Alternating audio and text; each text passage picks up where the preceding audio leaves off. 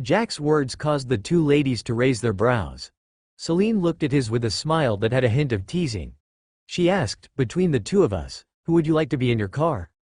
Jack hadn't seen that question coming at all. Now that he was asked, he thought to himself, "Ain't it obvious? I came here to pick you up, so I would want you to be in my car." But he didn't say that out loud. He had interacted with several girls previously. Although none of the interaction was romantic or such, he at least knew something basic. If he chose Celine, he was sure that Faith would be offended. If he chose Faith, Celine would be offended.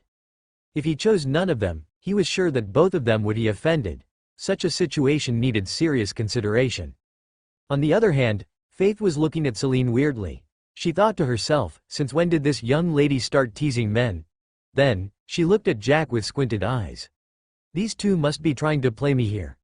They must have known each other a long time ago but are trying to fool me here. After a few seconds of consideration, Jack came to an appropriate decision. "Can your car accommodate 4 people at the same time?" he asked while looking at Celine. "Not really, just like yours. Mine can only carry 2 people, it's a sports car," Celine replied as her smile became wider. She wanted to see how Jack's thinking process was.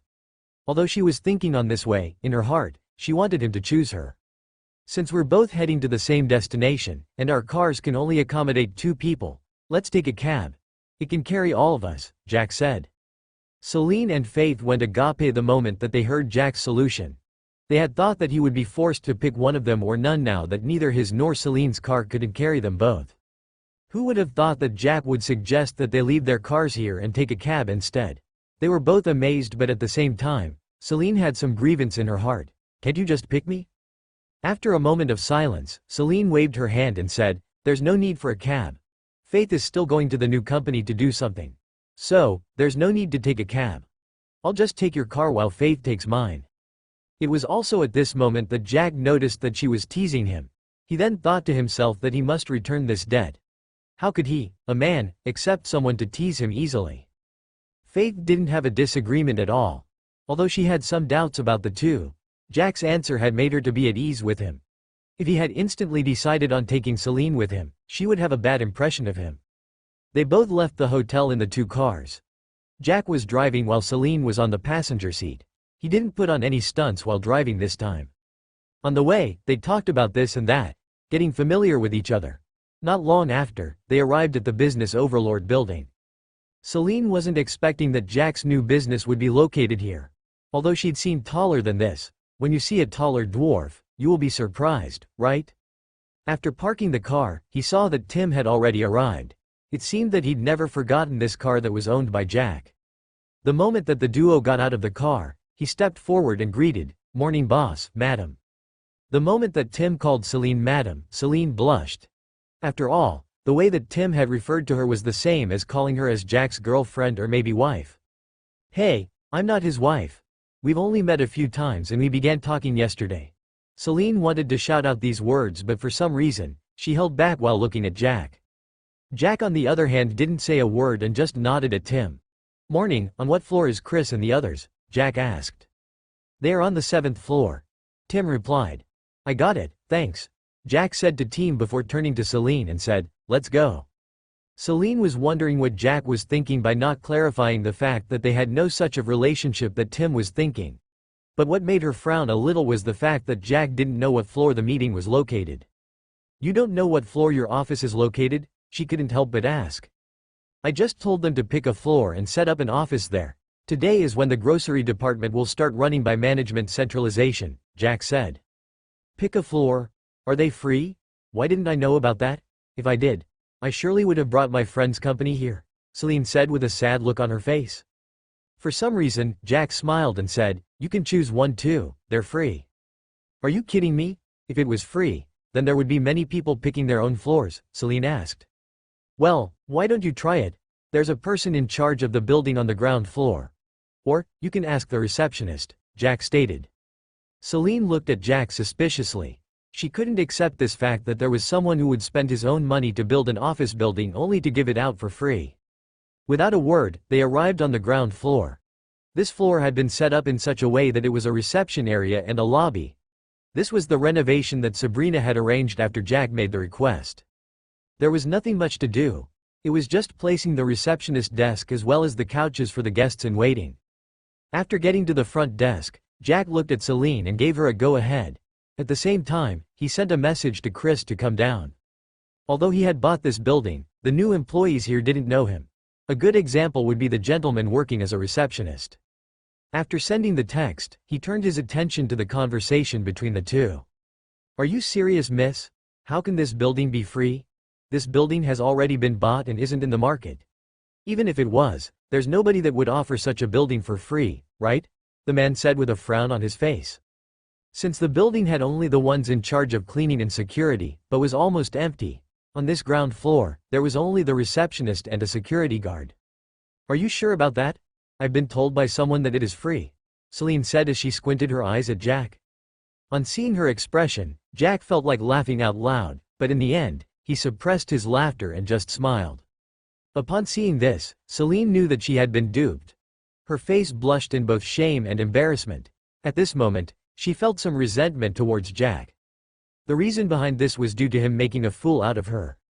"Jack, how dare you lie to me?" Celine asked angrily as she stumped her foot onto the ground. Noticing that he seemed to have gone a little far, Jack could only smile and say, "I'm sorry about that. But that's a comeback for teasing me back in the hotel." Celine took deep breaths as she tried to contain her anger. This was the first time that a person had made a fool out of her. But, in the end, she didn't know why she couldn't slap that smiling face of his. "But it's true that you can get a floor here for free. Do you want it?" Jack asked. "Humph. Whom are you trying to tease again? I'm not that gullible to fall for the same trick twice," Celine said as she turned her face away from him. "I'm serious this time. I'm not lying," Jack said seriously. Celine looked at his serious expression for a moment before shifting her gaze towards the receptionist. The receptionist, although he was kind and easygoing to those that visited the building, he couldn't take it anymore when he saw that Jack kept on saying that the building was offering a floor for free. Who does he think he is? Does he think that he can joke around with other people's property? The receptionist thought to himself. "Sir, I don't think that it's appropriate for you to start lying to others about serious things. You know you can be sued for fraud," he stated with a serious expression on his face. According to what he could think of, Jack was here with the intention of pleasing this girl. It seemed that he wanted her to be his girl and that was why he was formulating lies. Jack looked at the receptionist but didn't reply. He just looked at Celine, waiting for her decision. This was his building and he could make a decision to give out floors for free. But, currently, the only thing that he needed was to know that she was serious about moving her company here. Celine didn't know what to do. The receptionist said that there were no free floors while on the other hand, Jack seemed serious about what he was saying. Just as she was about to reply, the elevator opened and a middle-aged man in a black suit rushed out of it. The moment that he saw Jack, he rushed towards him. "Mr. Jack, you've already arrived?" Chris said as soon as he arrived in front of Jack. Jack had said that he would be here at about 10:30. Who would have known that Jack would be here by 10, over 30 minutes earlier? But it wasn't like there was a problem. Everything was already in position. "Unexpectedly, I arrived earlier," Jack replied. He then turned towards Celine and said, "If you want a floor here, just tell me which one it is as long as it's not among the top 5. Although he could agree to give her a floor as a sign of friendship, there was a limit to how much he could do. There was no way that he could offer the whole building to show his sincerity, right? So, for now, he could only offer her a single floor. There was no way that he would allow the building that was going to be his enterprise's headquarters to have several other companies that are not subsidiaries under his enterprise. And, all the subsidiary companies under him had to be fully owned by his enterprise. Although Celine still had some doubts about what Jack was saying, upon seeing that Chris didn't seem to disagree, she tended to believe him. At this time, the receptionist looked at Chris and said, "Mr. Chris, this sir here is claiming that we're giving free floors here. Can you please let him know that there are no free floors here?" Chris was surprised for a moment before he hurriedly said to Jack, "Mr. Jack, I'm sorry that I haven't introduced you to some of the employees here. Dennis, this is Mr. Jack, the owner of this building." The moment that Dennis heard that Jack was the owner of the building, he was shocked. He then thought to himself, "Why am I so stupid? Anyone who can say something like there are free floors here would definitely have to be the owner. After all, how can the guards allow him to enter when nobody other than members of the management department can come in other than the hygiene department?" As he thought to this point, his back was drenched in sweat. He bowed to Jack and said, I'm sorry, sir, for my ignorance. No need to sweat about it. You didn't know about me, so you don't need to worry. Just do your work well, Jack said. Thank you, boss. Dennis nodded before going back to his desk. Celine, on the other hand, was surprised. According to what Jack had told her previously, he had invested more than $150 million in the grocery department. But now, if this building was added, considering the location as well as the design, it should cost more than $500 million. Thinking of this, she couldn't help but wonder what Jack's real background was. To be able to afford such a building, Jack had to have enough money in stock to make sure that the company had money to ensure that the business was running. After getting into the elevator, they headed towards the 7th floor. As soon as they got out of the elevator, Celine pulled Jack aside and asked, "You bought the whole building?" "Yeah, I bought it on Saturday," Jack replied calmly. After a moment, he continued, "Interested in relocating the office here?" Till this moment, Celine still found it hard to believe that Jack was solely depending on himself. And if it was true, from what family was he from to be able to get that amount of money? He had to come from a prominent one. But, in the capital where her family was based, she didn't hear of his name. Someone like Jack, with amazing looks and ambition, she was sure that she would have heard about him. But, she never heard of him. Thinking to this point, she noticed that till this moment, Jack had never given away his surname. After a moment of thinking, Celine shook her head and said, "Not for now. I have to stabilize the condition of the company first. Once the company is on track, I can see if it's possible to transfer it." "Alright then. You can just choose a floor and I'll reserve it for you," Jack said. "Okay then." Celine nodded as they followed Chris into a meeting room. The room was quite big in that it could accommodate almost 50 people at the same time. There was a long table that was covered in a white cloth. There were chairs surrounding the rectangular table. The main seat was placed on one end of the table. Then, on its right, there was another chair that was slightly to the side. Then, the other chairs followed. Currently, in the room, there were 8 people in the room including Agnes. Although Agnes wasn't a manager yet, she would be holding the position as soon as she moves to the newly bought shop in Yellow City and hires some people to do the work that she was doing. Alongside Chris, it could be said that there were 9 managers, each zone having a manager of its own. Chris was in charge of all these managers. But, there would be another manager coming in soon who would be in charge of everyone including Chris. Maybe in the future, he may make her the general manager of several departments in Jackson Enterprise. But that would obviously have to depend on her performance. Otherwise, why would he just promote someone if they didn't put on an effort in their work? After sitting on the main seat, Celine sat to his right while Chris to his left. Although this could have been considered as a meeting that only involved the core members of the department, Jack didn't mind Celine's presence at all. There was nothing that much important that they were discussing and could be used against him in the future. Furthermore, he believed that since the two of them were not enemies, she wouldn't attack him, right? The discussion was mainly on how to ensure that all the groceries in the town were run accordingly. Upon seeing the ideas that they were giving, he felt that there was nothing wrong for now. Celine would also occasionally point out a few things that she felt would be good. At the end of the meeting, it was decided that advertisement would be carried out. Jack wanted to make sure that he would begin accumulating the reputation for the enterprise before it went public in the future. He then left Chris an instruction to open the department's bank account. He had previously forgotten about it, but now, he could let Chris handle it. After the meeting was over, Jack left with Celine. After leaving the building, he asked, "Where are you going to next?" "I want to go back to the company. There's so much to handle at the moment and I'm afraid that Faith might be overwhelmed. The company will start operating next month and there are still a few more things that need handling," Celine replied. Jack nodded. He too knew that starting a company from scratch required both time and dedication. It wasn't a simple thing as starting a stall by the roadside. "Where are you heading to now?" Celine asked curiously. "I'm going to the bank. I have something to discuss with the manager, Mr. Heyman," Jack replied. Celine nodded. She didn't ask what the discussion was about as the level of trust between them hadn't reached that level yet. After getting to Glaze Hotel, it was already noon. So, they took their lunch together before Jack sent Celine to the company. The company was called Eminent Beauty. After dropping her off, Jack drove the Bentley Continental GT towards the bank building. After parking, he stepped into the bank's lobby area. Just as he had thought, the bank was almost full to the brink. Although the seats were all occupied, there were still some people that had decided to wait while standing. Jack just sighed as he stepped into the elevator. If his business had so many customers, he surely would benefit greatly. Not long after that, the elevator opened on the 7th floor. The moment that he stepped onto this floor, he found that there were two people who seemed to be waiting for their turn to arrive. Jack wasn't sure if there was a person inside or not, but what he knew was that what he wanted to talk to Heyman about wasn't going to take long, so he walked towards the reception. Ivy was still there, doing her job as a secretary.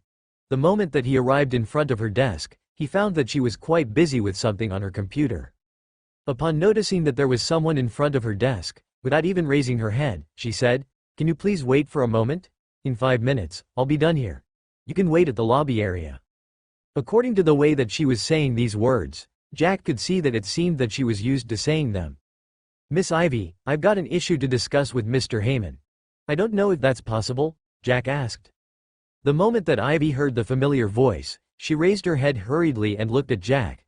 The moment that she confirmed that he was the one, she greeted, "Hello Mr. Jack. I didn't know that you were the one here." "Just a small thing brought me here," Jack replied with a smile. "I will tell Mr. Heyman immediately," Ivy said as she went towards the door that led to Heyman's office. "Thanks in advance," Jack said as he went to seat alongside the two that were waiting for their turn. Currently, these people's expressions were not looking good. After all, they had come here and were told to wait. They didn't know what was going on, but the moment that Jack arrived, they saw that the attitude of the secretary was better when she spoke to Jack as compared to them. They were veterans in business and they knew very well that all those that came here were big shots. And although Jack looked young, his temperament didn't look like the wastrel young master's. From the way that he carried himself around and the way that he spoke, it was obvious that he was from a good background. But how could a young master compare to them, big wigs in the real estate industry? Now, they were seeing how a junior that had just arrived after them was being given a priority. This obviously displeased them. "Hey kid, what's the deal with that secretary?" the big-eyed man asked Jack with a displeased tone. What are you talking about?" Jack was confused by what this man was trying to imply. "Kid, what do you want to do in there that they can give you a priority?" a thin man asked. "I don't think that's something that I'm supposed to tell you, right?" Jack frowned as he replied. "Don't be too uptight here. We're all here to do the same thing. Aren't you here to upgrade your card? Or get one?" the big-eyed man asked. Although the main reason as to why he was here was to ask for a company that he could buy, Jack would also take this opportunity to upgrade his card as well. "Yeah, I guess so." Jack nodded. "Then why are you being given much priority when compared to us? We came here over half an hour ago but we still haven't been allowed to enter. Now that you're here, the secretary has decided to let you in," the thin man asked. "I don't know. All I know is the fact that I'm here for the upgrade. As for the reason as to why I'm being given priority, that's a question that you can ask the secretary," Jack replied as he decided to ignore them. The thin man and the big-eyed man frowned as their expressions darkened. Jack was obviously younger than them and for one thing that they knew was the fact that they were big shots. They were rich and there was nobody in the younger generation that had ever dared to talk to them in such a manner. This was obviously the first time that this had happened. How could they tolerate this? So, the big-eyed man immediately retorted, "Kid, I don't care who you are but let me tell you something. If you dare mess with me, I'll make sure that your life becomes a loving hell in this city." Jack completely ignored him as he wondered, why is it that almost everyone that is from this city, as long as he is giving out a threat, he will say that my life won't be good here. Is there something with my life here or is this the word that is often used to scare off children? Jack thought that this guy wasn't serious. If it was the Alfonso family that was making trouble for him, he would surely have to go through some trouble before he could firmly establish himself. But the small families like Dante family as well as this guy that he didn't know, he had no worries at all. They only had their connections in this city. But, outside this city, their connections were poor. This was what differentiated them from Alfonso family that had its influence running deep in more than 3 cities with Crystal City as the main ground. Seeing that Jack didn't take his threat seriously, the man was about to start cursing him when the door that led to Heyman's office opened as Heyman rushed out with an excited expression. He looked around before his eyes locked onto Jack. The moment that he saw him, he rushed forward before extending his hand in greeting. "Mr. Jack, you're here. I was kind of expecting you to come back but I never thought that it would be this soon." Jack stood up as he received Heyman's hand. Although Heyman was enthusiastic, Jack had a calm composure. He replied, "Mr. Heyman, I already told you that you had to prepare yourself to carry out upgrades a few more times, Jack replied politely. Although he had over $10 billion in his account, he didn't become arrogant. He knew that he would need other people's help in the future. A good example being on this day where he wanted Heyman to recommend to him a good company to purchase. Although he could have asked Celine about it as she seemed to have a good background, he didn't want to depend on a woman to increase his influence if not necessary. What's more, they had only gotten acquainted to each other the previous night. He had already asked for a manager. If he asked for other things again, he was sure that things would get somehow complicated. On the other hand, Heyman was someone that had a cooperation with him in the area of business. He was using his bank and there was no problem asking for a little favor to repay in the future, right? Ha ha ha, you're right. You were only here on Saturday. I thought that you would be coming here after half a year in the least. Who knew that you would be here in 2 days? Heyman chuckled as he released Jack's hand. The more that Jack saved, the better his working report would be. Furthermore, Jack was using his branch to upgrade his account. This will all be seen by the higher-ups and at the end of it all, they would see that he had retained a good customer. So, his salary would be increased or he might even be promoted. The two people that were waiting were surprised upon seeing Heyman charging out of his office. They were even more shocked the moment that they saw how enthusiastic he was towards Jack. At this moment, their backs were getting drenched in sweat thinking of how they were treating Jack not long ago. For Jack to be treated in such a manner by the manager of Flyers Bank, although it was just a branch, showed that he was someone that they could not afford to offend. After all, Heyman had never treated them in such a manner, it was the other way round. They had to fawn upon Heyman. But they couldn't accept the fact that Heyman gave them a different treatment as compared to Jack. After all, they were here first and Heyman had been cooped up in his office for over half an hour without responding to them. But the moment that he heard that Jack was here, he rushed out enthusiastically. They could even feel that he had some respect for Jack, which pssed them off. Hello Mr. Heyman. Can you help us first? After all, we came here first. Failing to hold back, with a low voice, the big-eyed man spoke. Heyman was just about to invite Jack into the office when he was interrupted. Obviously, he didn't like it when he was interrupted while doing something important. He looked at the big-eyed man and the thin one beside him and said with a frown, "The two of you have been disturbing me for the past few days already.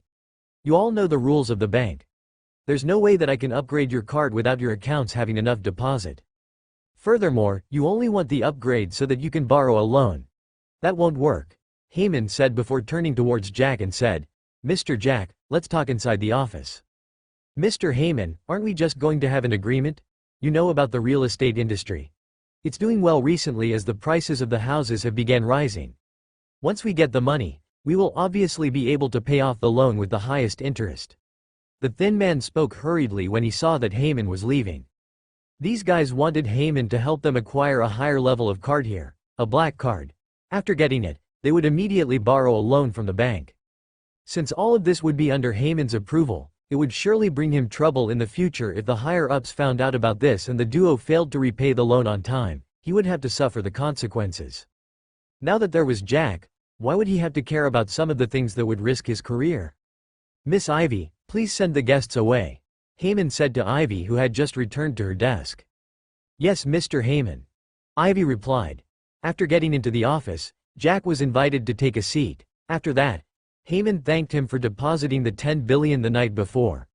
After that, he immediately handed the prepared upgrade card as Jack returned the black card. There was also an update on the privileges that he would be receiving. They were better than the previous ones. The maximum amount of the overdrawn was set at $10 billion. "By the way, Mr. Heyman, I wanted to enter the security industry. Today, the main reason for coming here was to see if you can recommend one to me.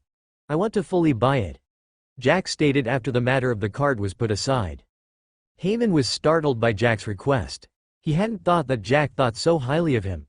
But, now that he was given the opportunity, he would grab it with both arms to make sure that the relationship between them would be better in the future. "Ha ha ha, I see. That's not a problem at all. I happen to have a friend of mine that owns a security company. Coincidentally, he wants to sell it off. The performance is good. It's just that he wants to change the industry and lacks capital. Otherwise, he wouldn't have sold it," Heyman replied with a wide smile. When Jack heard these words, he was both relieved and excited. This was perfect. Good performance and at the same time, the owner was going to sell it. So, he smiled sincerely as he said, "Thank you in advance, Mr. Heyman. May I know what company it is?" "It is called Safety Enforcers," Heyman replied with a smile. The moment that Jack heard the name Safety Enforcers, he was quite surprised. He had not expected that the friend that Heyman was talking about was the owner of Safety Enforcers. Safety Enforcers wasn't a small company. It was a middle-sized security company in the country. It had spread into several cities already. In total, its influence had spread to over 7 cities. This was already enough to state that it was not a small company. Although Jack was surprised, he was not surprised by the fact that Heyman had connections with such a big shot. He was a manager of the bank after all. So, it was quite obvious that he would interact with several big shots present in the country as long as they visited the bank. "There is absolutely no problem at all. If he is willing to sell it, then I am willing to buy it," Jack stated after a moment of silence. Heyman on the other hand immediately revealed a happy expression. In this situation, he was like a broker. His friend had stated that he was going to sell his company so that he could get more capital for the new industry that he was joining. Of course, for such a person to make a decision to change the industry in which he was focused on wasn't something that was decided on a spur of a moment. If he was that kind of a person, then the current security company would have surely failed. If Heyman managed to make Jack to buy the company, he not only would have done his friend a favor, he would have done Jack a favor as well. In this way, he was getting double profits. That was the exact reason as to why he revealed the excited expression. Although he was not usually a scheming person, he wouldn't dare to let a chance of getting benefits that had presented itself in front of him go. If he could snatch it without creating enemies, why would he hesitate? "Okay then, Mr. Jack. I'll give you the contact details so that you can contact him at your free time. But you'll have to make sure that it is as early as possible so that you can get the company before he sells it. I will call him in advance to tell him about you," Heyman said as he stared at Jack. Although Jack was quite young, upon seeing the excited Heyman, he knew that he was going to benefit from this deal. But he didn't care because there was nothing that he was going to lose. So, he immediately agreed and took the contact details from Heyman. After chatting for a while, Alex finally decided to leave. He would contact the owner of the security company after getting back home. It was already afternoon and he still had other things to do. After being escorted out of the office by the enthusiastic Heyman, Jack entered the elevator and headed towards the ground floor. Upon reaching there, he found that the floor was busy just like how it was when he entered. Looking at the large number of customers that were waiting in line, Jack's eyes shone with a hint of greed. He wondered when his grocery department would have such a large number of people wanting to buy things from them. Each and every person present represented at least $100. In other words, as long as the people who visited his groceries spent at least $1 with the system, it would be multiplied to $100. Although personally, he didn't care much about money as currently in his account there are more than $10 billion, that didn't imply that the enterprise that he was starting didn't require much more money. An international brand wasn't something that could be built with just a little bit of money. Even the $10 billion in his account was nothing at all if he really wanted to create an international brand. Shaking his head, Jack walked out of the building before driving away. He wanted to get back to the Prince and Princess Palace so that he could start organizing and arranging what to do next. On the way, his phone suddenly rang. Looking at the familiar number, he immediately received the call.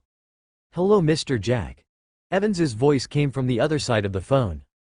Although Jack wasn't sure why Evans had called him, he still greeted back the other party. After that, he asked for the reason of the call. "Mr. Jack, the cars that you had ordered previously have all arrived. I was asking for the delivery location. Should I deliver them to the mansion or should I deliver them somewhere else? If there is somewhere that I am supposed to deliver them to, you can send me the location," Evans said. Jack's brows rose a little bit the moment that he heard that the cars that he had ordered before were about to be delivered. He had thought that it would take a little more time. It turned out that the Bentley company was quite fast in its actions. They had already repainted and added the logo that Jack had sent them. All the cars that he had ordered and been repainted and all of them had a logo with the additional G.D. on them. Jack had decided that all the things that were related to the grocery department would be painted green. After thinking for a moment, Jack decided to have all the cars to be delivered at the palace. After all, the palace had a larger parking area that could accommodate all the cars that he had bought. Although the enterprise had already begun to run, it currently comprised of only one department. As such, all the cars that had been bought would not be used. Even if he decided to give the upper management of the grocery department a car, more than 10 of them would still remain. As he thought of this, he immediately decided that, once everything was in position in this city, he would let the general manager of the grocery department to expand the influence to another city. Although he could do this by himself, he still had other things to do. As such, if he could use the upper management of the grocery department to expand, he would do so without hesitation. From Celine's words, Jack knew that the general manager that he was going to hire would definitely have the capabilities of expanding the business without much supervision. After all, she was recommended by Celine. Not long after hanging up, Jack arrived at the palace. He found that there were several trucks that had lined up in front of his gate. And from the logo, he could already tell that they were from Bentley. Jack immediately slapped his forehead at the thought of not informing the guards to let the trucks into the compound. According to the policy of the security company, they would not let anybody into the compound unless they were allowed by the owner. That was the exact reason as to why, although the trucks outside were from Bentley, the guards had not allowed them in. Jack drove towards the gate, and before he could reach it, the gate was opened. As he entered, he signaled for the guards to let the trucks into the compound. After parking the Bentley Continental GT into the garage, he got down and looked at the trucks that had entered the compound. Evans alighted from one of the trucks and headed towards him. Jack nodded at him, signaling for him to unload the cars from the trucks. One had to know that Jack had bought more than 20 cars and they were both being delivered at this moment. So, there were currently more than 5 trucks in his compound. To be exact, there were 8 trucks present. Each truck carried 3 cars, except for one that had one. One by one, the staff members of the Bentley shop began unloading the cars. Jack pointed towards the garage, and the cars that were being unloaded were parked there. Of course, the garage could not accommodate over 20 cars at the same time. So, the other cars were parked out of the garage. The good thing was that the compound of the palace was far bigger. There was a big space that had interlocking tiles. So, although the cars were parked outside the garage, they did not ruin the vegetation of the palace. All the cars were painted lime green. As they were parked in rows, they gave a picturesque scene. Jack could not help but admire them.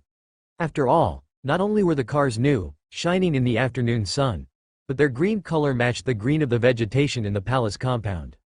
After all the cars were unloaded, Evans handed over the receipt to Jack. Jack looked at the receipt in his hand and then stared at the 23 cars that had been parked. He nodded the moment that he noticed that there was nothing wrong with the cars. Since he had bought 24 Bentley Bentegas, he was done with the grocery department. He took out his phone to contact George. The other Bentley had to be delivered here so that Evans could take it back for the repainting and the logo. After making the call, Jack welcomed Evans and the others into the mansion. These guys had worked hard unloading over 20 cars. So, they needed to rest. For that reason, they could rest while waiting for George. Of course, since he had no maid, Jack entered the kitchen and prepared coffee for Evans and the others. As they took sips of the coffee, they chatted about this and that. During this period of time, Jack mostly listened to what they were saying. He had gotten used to not speaking too much. After all, back at the Alfonso mansion, even if he wanted to speak to others, who would talk to him after all, they ostracized him. As a result, he was used to speaking only when necessary. About 20 minutes later, George arrived. He was dazzled by the rows of cars that were parked in Palace's compound. The moment that he saw them, he immediately knew that they were the ones that Jack had ordered previously. After all, he could see the same logo on the cars as the ones that were painted on the stores. He was mesmerized by Jack's way of thinking. After all, there were not many people who could decide to buy so many vehicles for their subordinates when they were just at starting phase of the company. Even their Dante Corporation only had a few cars that were used by the topmost management of the company. It was not that they were poor, it was just that they thought that it wasn't necessary.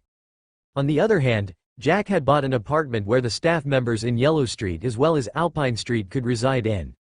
Although the stores at the apartment that he had bought weren't far away from each other, Jack allowed them to use the Bentley Bentayga to move around. Getting out of his thoughts, George immediately rushed towards the mansion. He had almost forgotten that there were people that were waiting for him. Although this was not the first time that he had been here, he still could not help but be impressed by the mansions. "Oh, George is here," Jack stated the moment that he saw George entering the mansion. Evans, who was chatting with some of his subordinates, immediately stopped. He rose to his feet as he bid goodbye to Jack. With that, he left alongside his subordinates. After the two of them remained, it seemed that George had something to say to Jack. "What is it? Just say it out loud, there's no need to hide anything," Jack said. After a moment of arranging his thoughts, George finally spoke. "Boss, there's someone who's trying to cause trouble for the stores. If I am not wrong, it should be my third uncle." Jack frowned the moment that he heard that there was someone who was trying to cause trouble for the stores that he had just opened. A week was only going to end on this day, yet there was someone causing trouble. And the moment that he heard that it might be George's third uncle, his frown deepened even further. He began thinking if there was a time that he had offended someone from the Dante family. "Who is your third uncle?" Jack asked after thinking for a long time without getting any result. "My third uncle is called Frank," George replied honestly. Although he was not using the family's influence during the past 5 years, he still had someone who informed him of what is happening in the family. Thus, although the gangsters that had began causing trouble were not that much obvious, he was sure they would start being active in about a week. According to the information that he gotten, this group of gangsters was hired by his third uncle. But the only problem till this moment was that he did not know what was the reason behind it. The moment that George mentioned Frank, it was the moment that Jack suddenly remembered the incident that had occurred on Saturday. On that day, he had gone to check out the building when he met with Frank, who was barking threats and curses. The guy had pointed his finger at him and Jack had dislocated it. Thinking of this, he wondered if this was the reason as to why he had began causing problems for him, or if it was related to him buying the building. If George hadn't mentioned about that guy, Jack would have already forgotten about him. After thinking things through, he thought that it seemed that he couldn't get answers at this moment. So, he decided to set this matter aside for the moment. Since this guy was from the Dante family, it wasn't a surprise that he could investigate Jack's identity. As for how much information he had gotten, Jack wasn't worried at all. Since he was a member of Alfonso family not more than a week ago, only the information that he had revealed here in Inchoate could be found.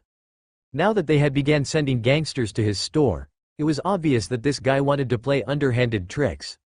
Jack wasn't going to let this slide. He was going to hurry up the issue of getting the security company. In this way, he would have people to deploy to deal with such cases.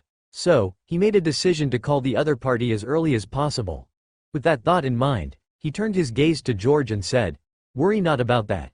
As long as he doesn't cross the line, we can deal with the little gangsters." George nodded. After all, he knew that this matter concerned his family as well. Frank was a member of the Dante family. If Jack decided to get back at him, he would obviously attack the companies that were under him. But the position that Frank was holding was the CEO of one of the companies under Dante Corporation. If Jack attacked the company, he would surely be attacking the Dante family.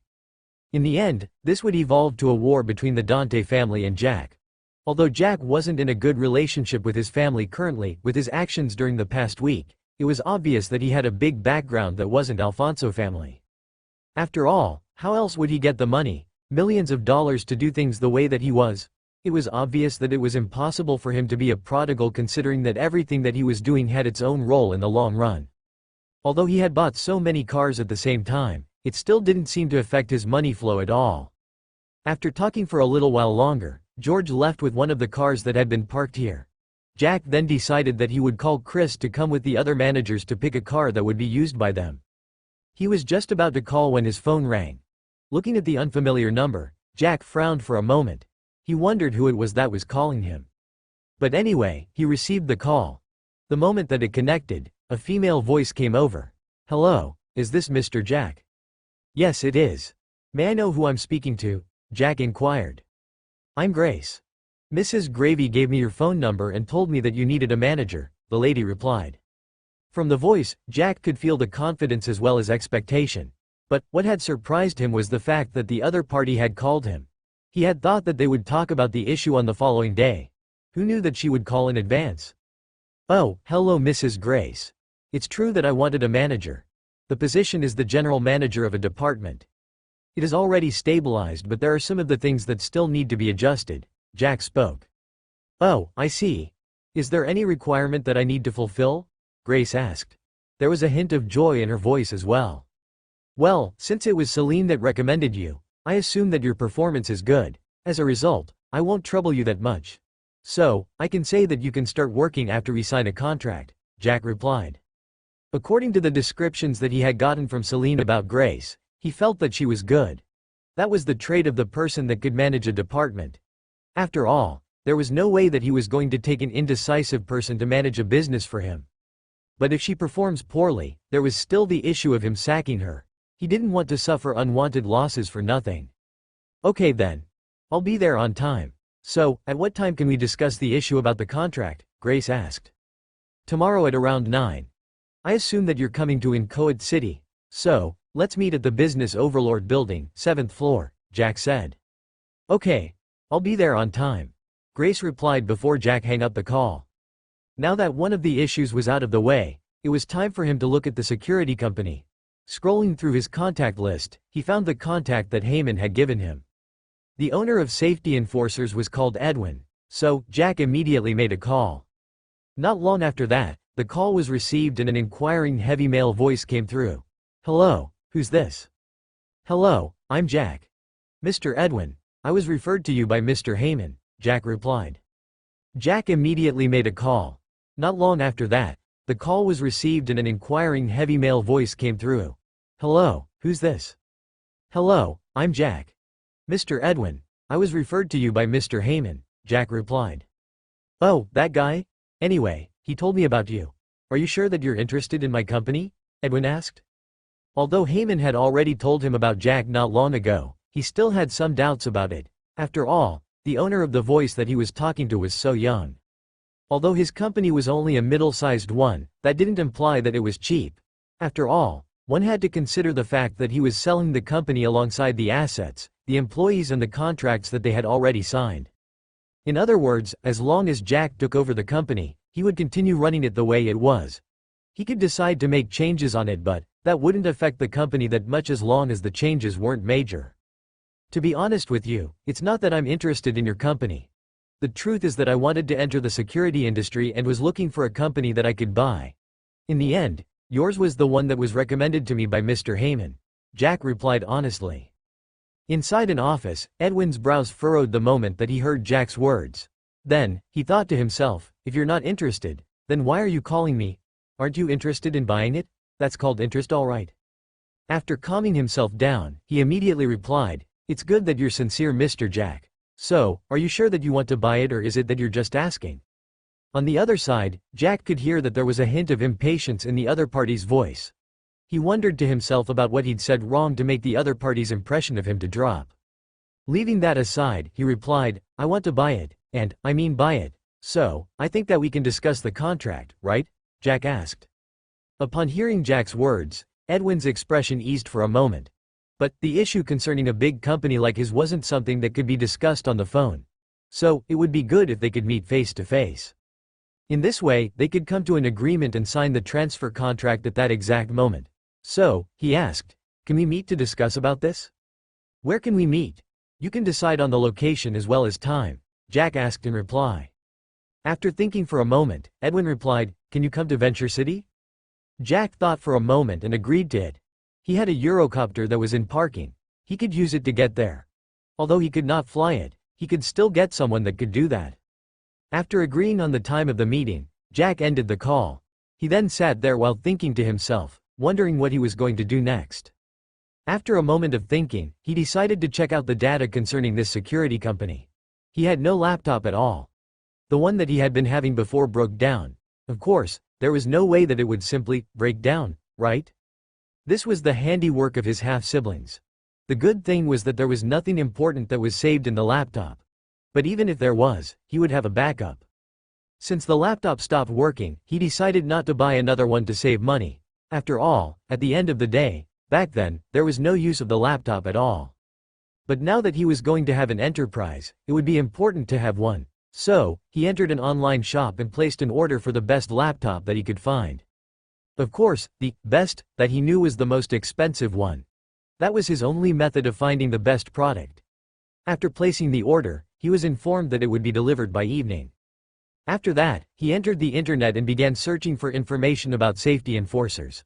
Although it was not a listed company, it was obvious that the information concerning it would be found in the internet considering the fact that it was a middle-sized security company.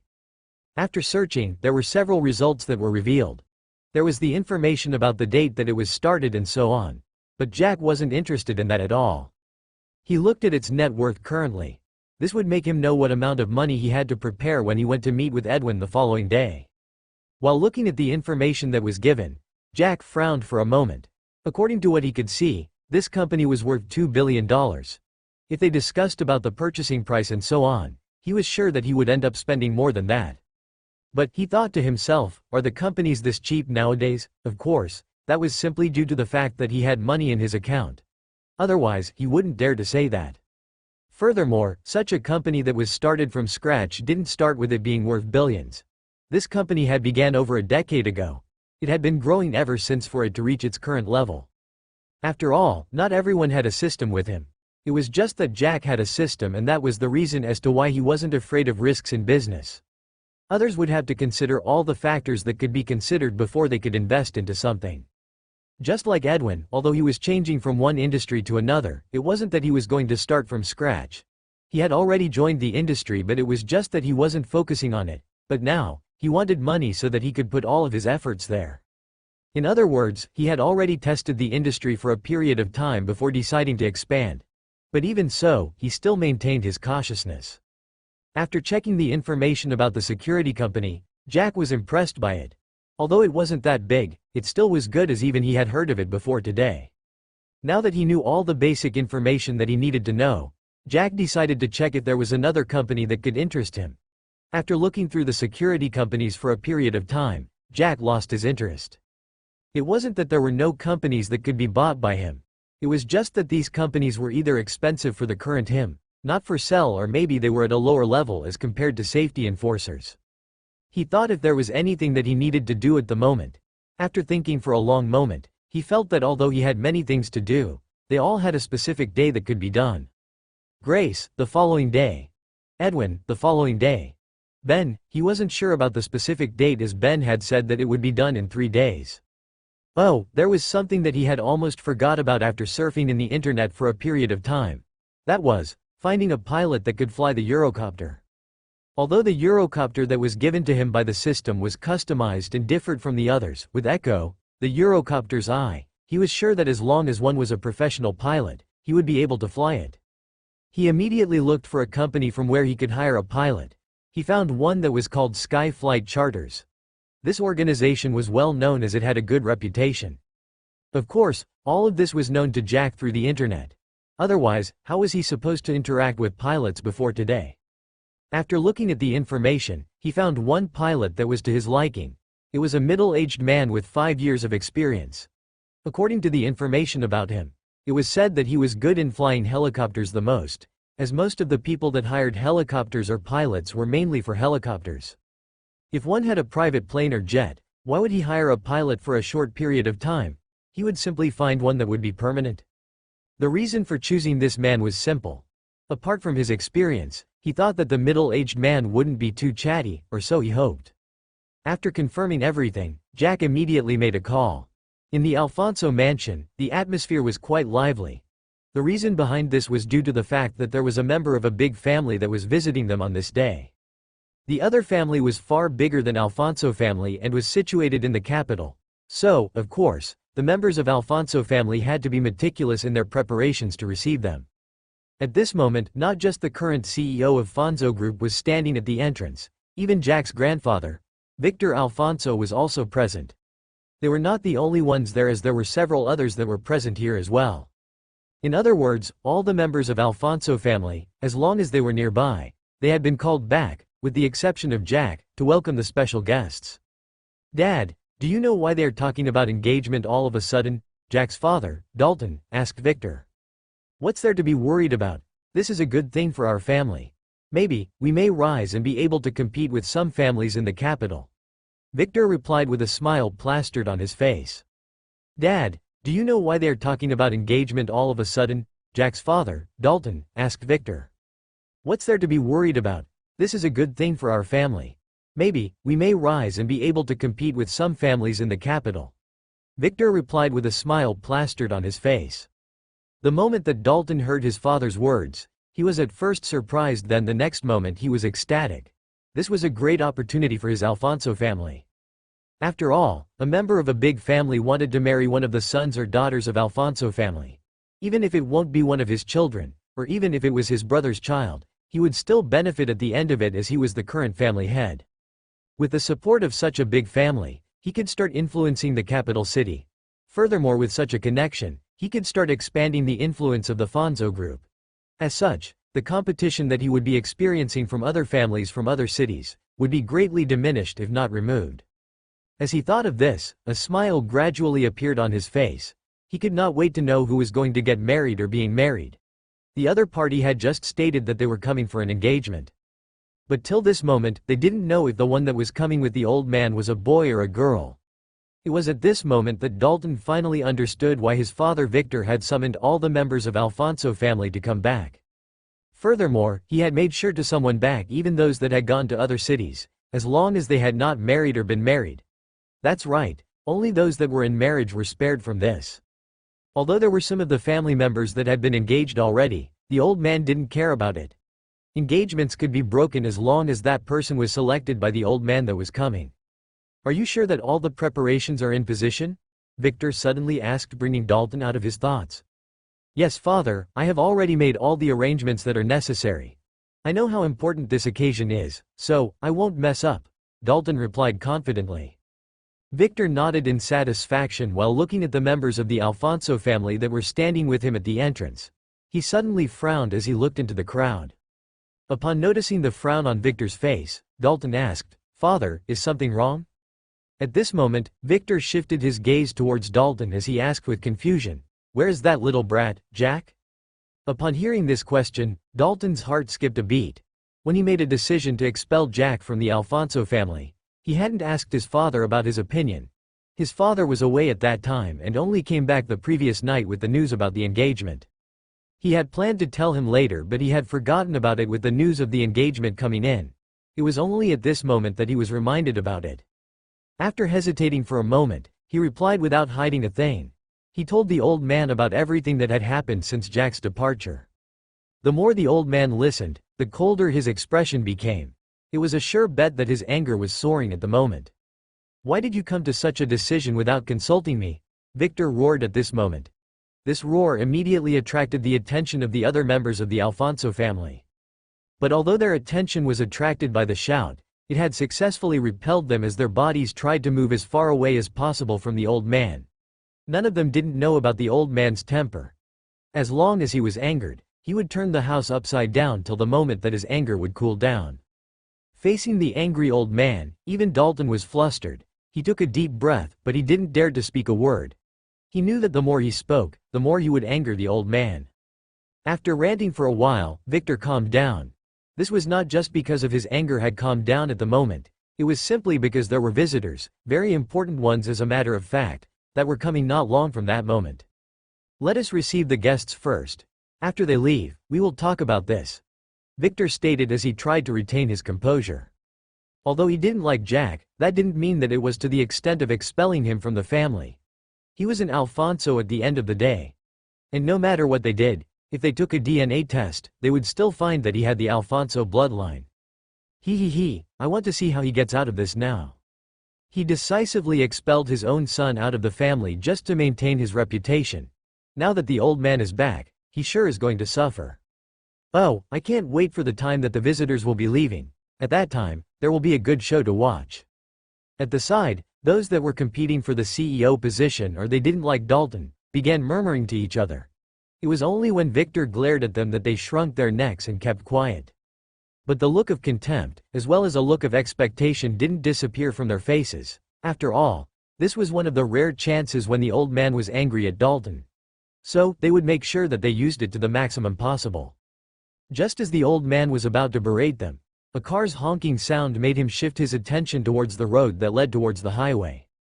There was a convoy of luxury cars coming towards the entrance of the Alfonso mansion. The old man immediately led the members of Alfonso family to go out and welcome the guests. They escorted the cars to the parking lot. There was a total of 6 cars, with the leading car being a Maybach GLS 600. The others were all Volkswagen Arteon. The moment that the doors of the Volkswagen Arteon opened, several bulky men in black suits and black glasses got out. There were about 20 of them present. 2 of them went forward and opened the doors of the backseat on each side, while the others stood in attention while observing the surroundings. Soon after that, an old man with gray hair alighted with his walking cane. The walking cane was exquisite as it had a raven head. The handle was silver in color while the body was bronze. Just from a glance, one could tell that this walking cane was made from a special material. The old man's face showed that he was in his mid-70s in the least. But, his walking posture, although slightly bent, was still energetic and domineering.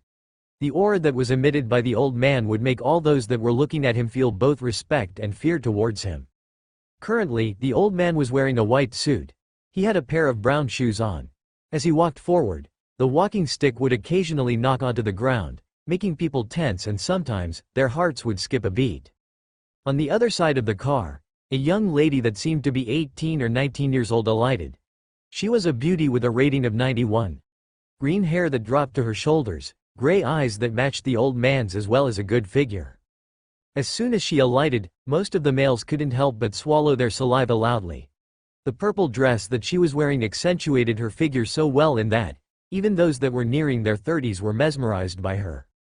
Steve was amongst those that couldn't help but stare at her, but he knew his limits and managed to shift his gaze towards the side. After all, this wasn't a simple girl that he could hit on. But he thought of something. That was the fact that the two were here for an engagement. If they chose him, he would have this beauty to himself as his wife in the future. He straightened his posture and tried to make sure that he would stand out among the crowd of the youths that were waiting and watching with hints of greed in their eyes. The young lady walked towards the old man and held one of his arms as support. Although the old man was energetic, the lady seemed to be more concerned about him. The old man simply smiled as he rubbed her head. He really doted on this granddaughter of his. "Welcome, Master Alton and young miss." Victor went forward as he gave the old man a bow. The other members of Alfonso family immediately followed the gesture as they greeted the duo. Alton nodded in satisfaction at the attitude that the family was showing. He rubbed the beard on his chin as he revealed a smile. He then waved his hand at Victor and the others. "No need to be so polite. No need to be so polite. You all can rise up." Victor and the others immediately rose their upper bodies that were slightly bent. After that, they welcomed the old man and his granddaughter into the well-decorated mansion. After serving them with a cup of tea with a few snacks, Victor and the others waited patiently for the old man to speak. The boys were already looking at the old man with expectation in their eyes. Since there was only the old man and the girl, it was obvious that the one that was here for the engagement was the girl. So, the young men in the family were excited, waiting for the old man to say who she was getting engaged to. Upon seeing the expectant look of the crowd, Alton put the cup of tea on the table and spoke. "I guess you all know the reason for my visit today. So, I don't think that I need to repeat myself. As you can see, my granddaughter here is the one that is going to get engaged." Although the engagement was a decision made by Alton, none of the members of Alfonso family refuted, as they lost nothing at all. In fact, they would benefit a lot from this. "So, Master Alton, can you tell me to whom you wanted your granddaughter to be betrothed to?" Victor asked after the old man finished speaking.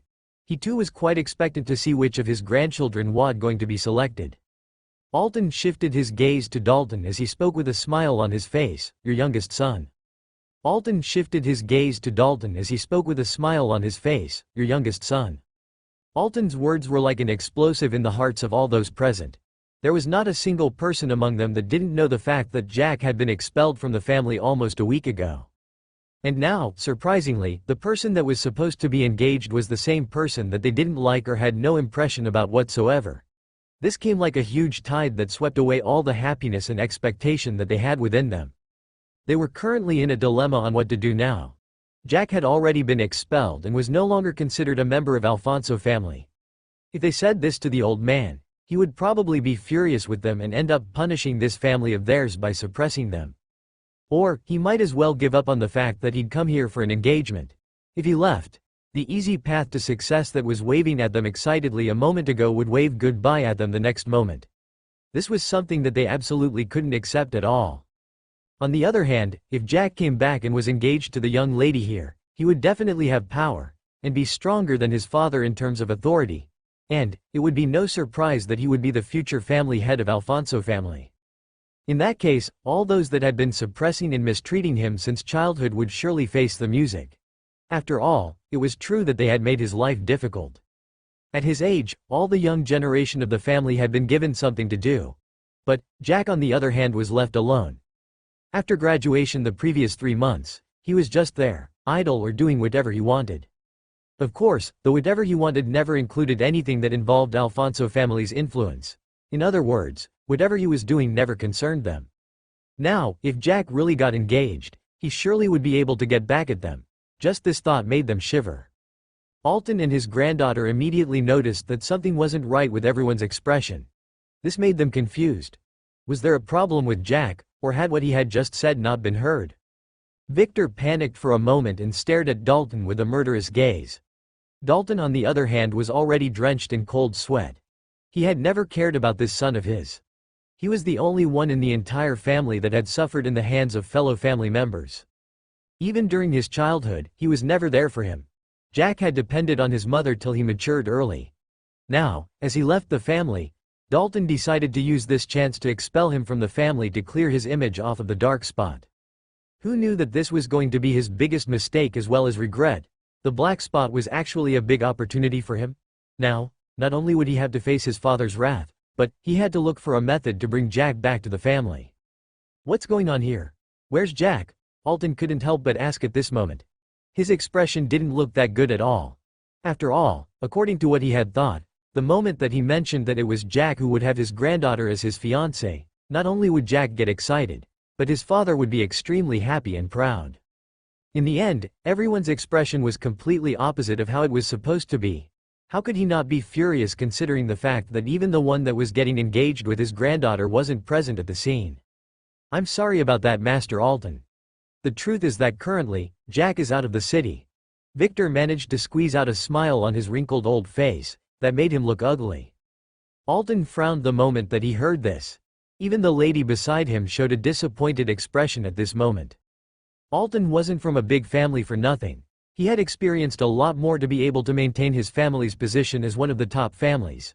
So, he could tell at a glance that things were not that simple. Furthermore, he had already investigated about Jack the moment that his granddaughter mentioned about him.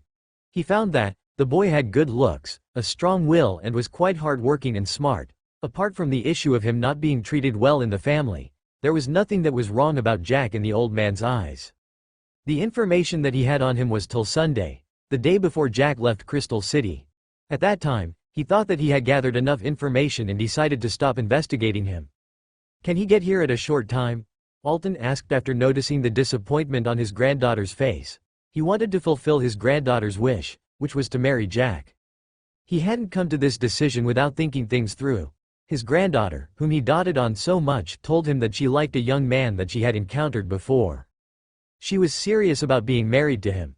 As a result, he tried advising her not to be rash. In the end, due to her stubborn nature, he had no choice but to investigate Jack. After finding out that he wasn't bad, he decided to come on this day when he was free. So, there was no way that he could accept the fact that he had wasted his time for nothing.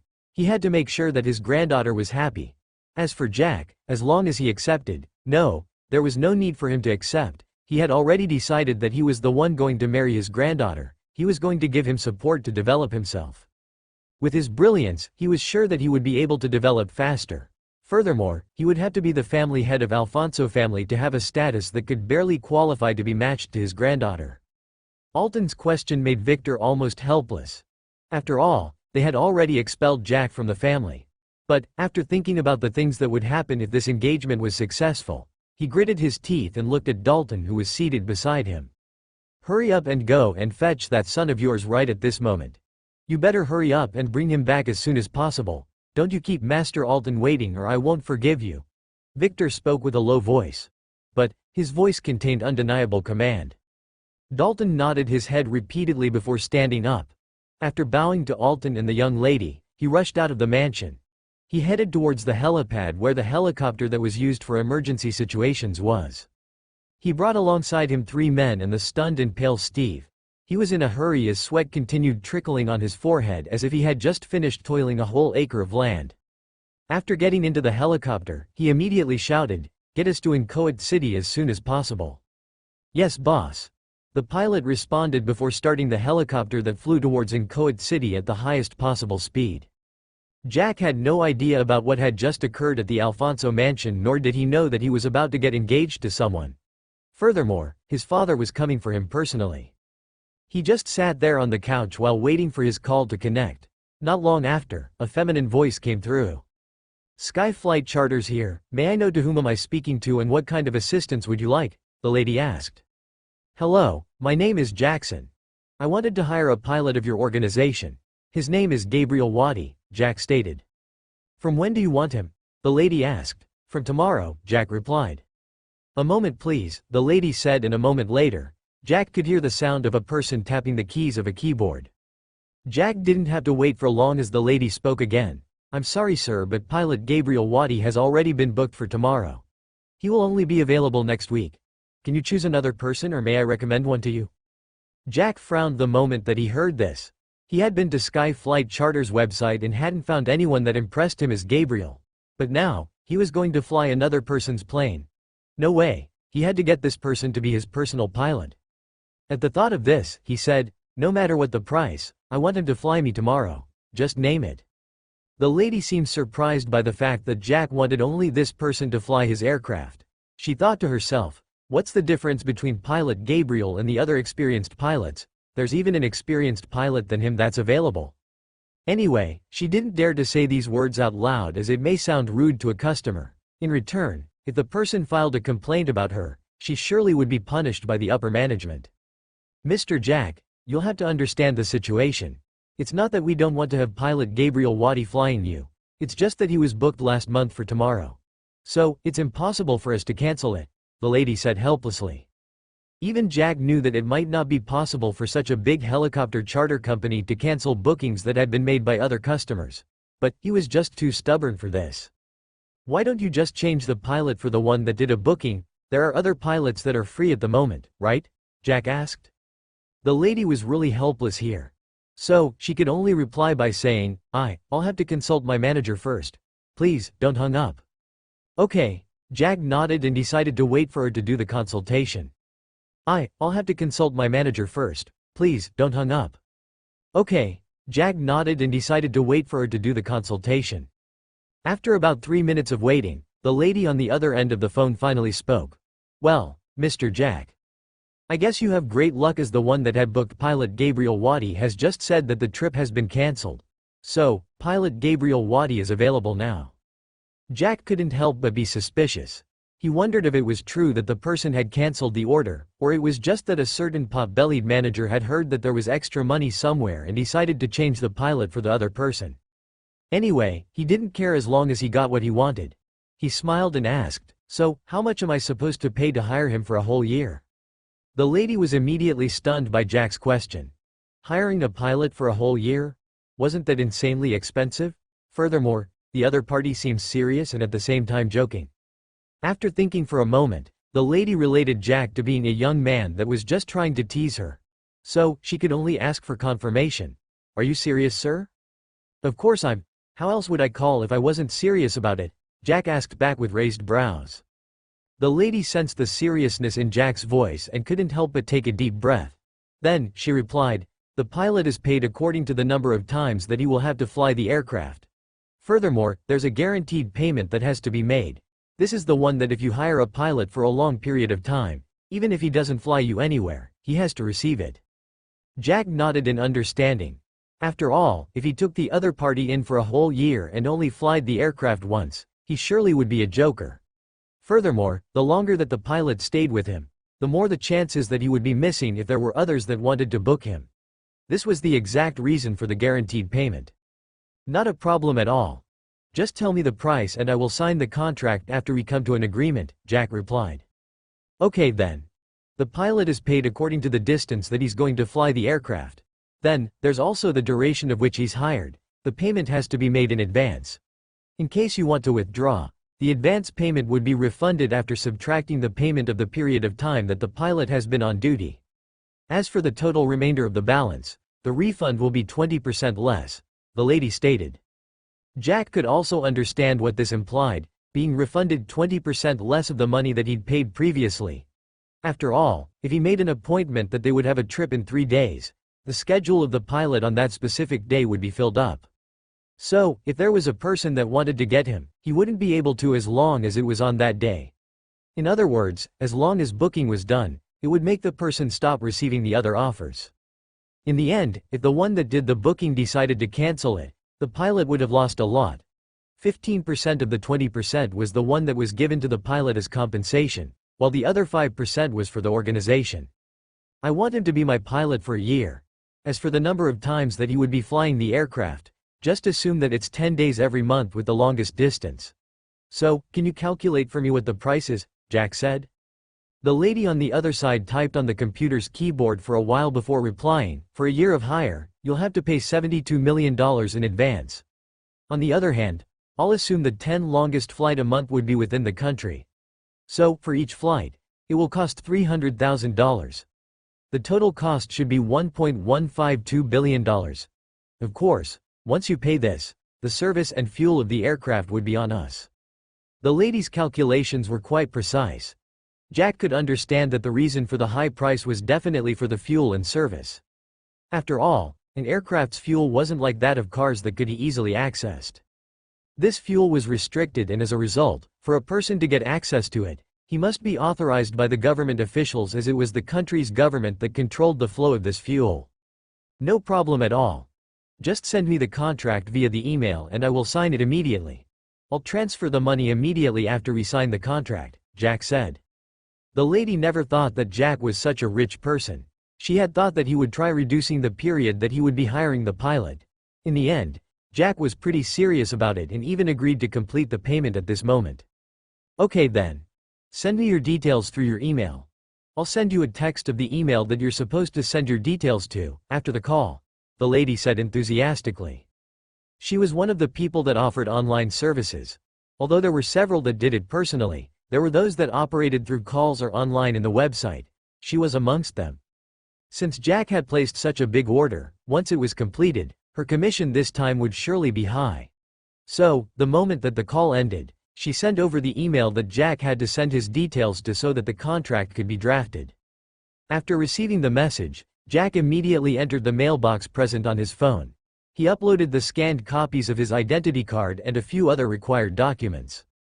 After that, he decided to wait for them to draft the contract for him. As for the money, he could just transfer it via his phone, a privilege of his current black gold card.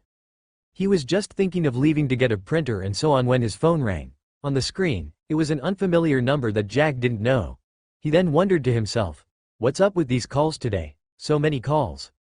He wondered if the person calling him was a delivery person who had come to deliver his laptop. Looking at the time on the wristwatch, he found that it was only 5 minutes to 3 in the afternoon.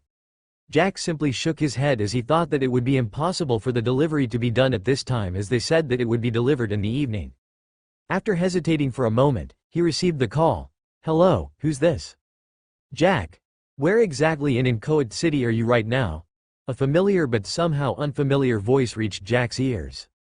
Jack frowned when he heard how rude the other party was. Not only had he not even greeted him nor had he introduced himself, he went straight to asking for his location. Even if Jack was a retard, why would he give his location to a stranger? Of course he wouldn't do that. So, he coldly asked again, who are you? And why do you want to know of my location? Jack's question seemed to have stunned the other party, as there was absolutely no reply for almost a minute. Just when he was about to hang up, the other party finally replied, I'm your father. Then I'm your grandpa. How dare you just come from nowhere and claim to be my father? Jack was furious at this moment at the mention of the word father and couldn't help but curse at the other party. Father was the word that he had never liked to hear ever since he was at the Alfonso family, and this hadn't changed even at this moment. After all, he and his mother had gone through a lot, and as a result, he hated the fact that his father never cared about him and his mother.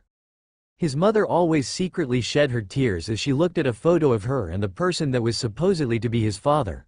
From that moment, he hated the person who dared to claim to be his father. As such, he hated the word father as long as it was related to him.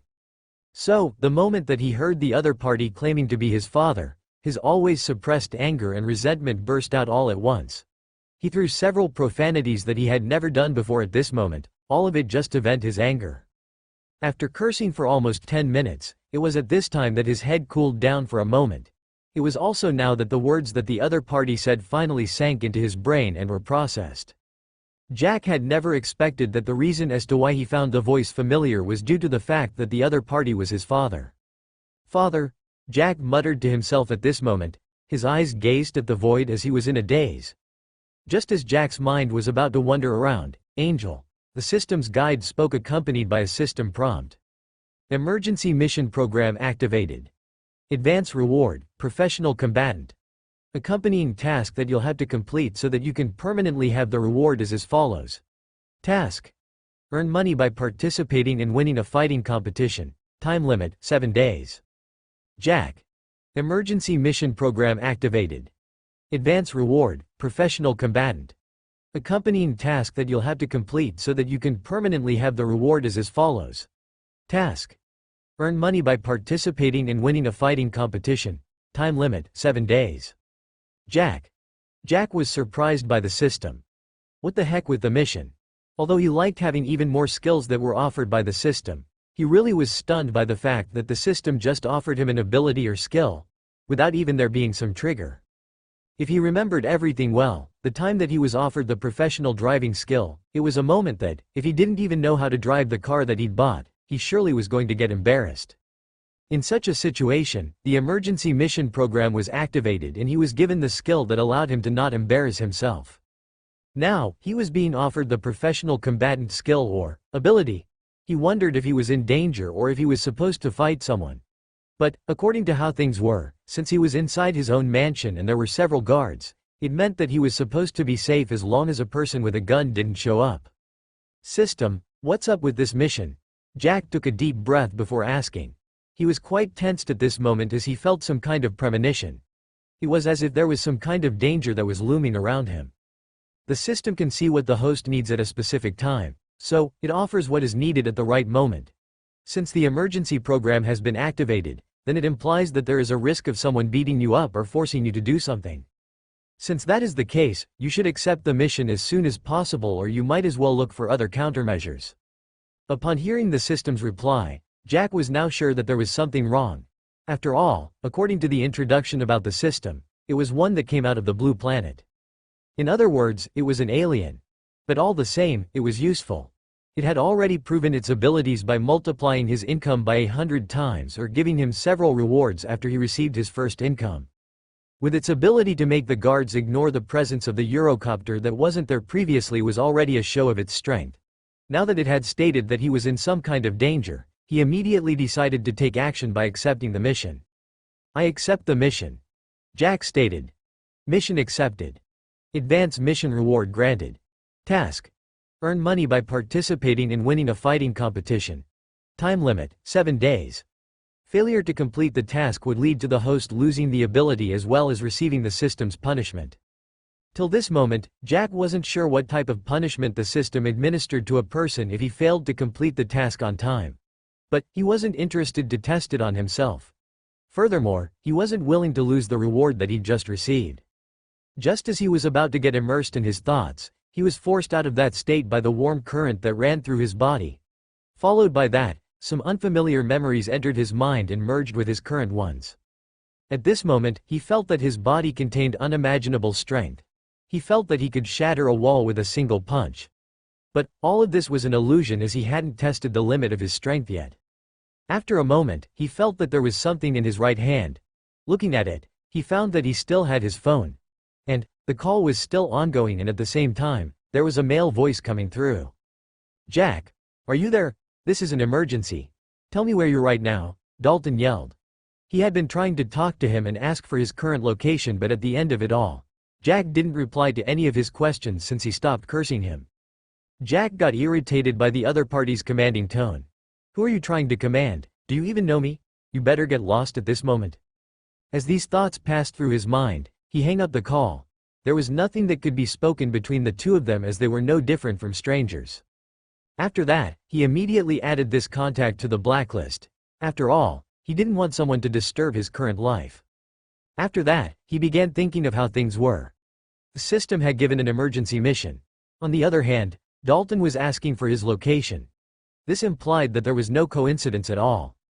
It implied that the danger that was coming was obviously related to Alfonso family in one way or the other. He sighed before going to the basement where there was a gym. Whirl, whirl, whirl.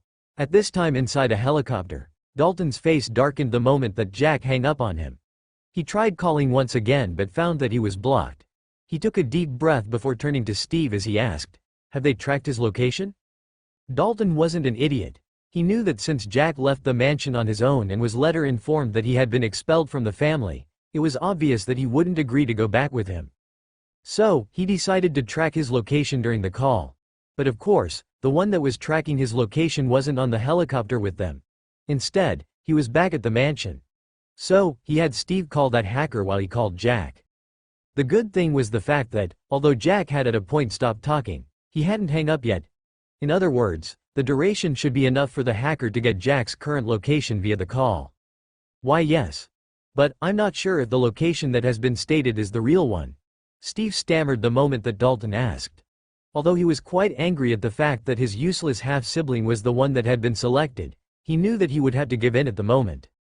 But the reason for stammering wasn't because he was afraid of Jack's counterattack. Not at all, it was absolutely something different. What's wrong with the location? Upon seeing Steve's expression, Dalton frowned as he asked. And not at all. It's just that the location doesn't seem like somewhere that Jack should be at, Steve replied. Let me see. Dalton frown deepened as he took the phone from Steve's hand. He looked at the location that had been sent over to them. There was a statement first, in Coed City, Wind Hill Residential Area, Prince and Princess Palace. Immediately below that was an attached screenshot of the locator. It showed that the call came from one of the two mansions.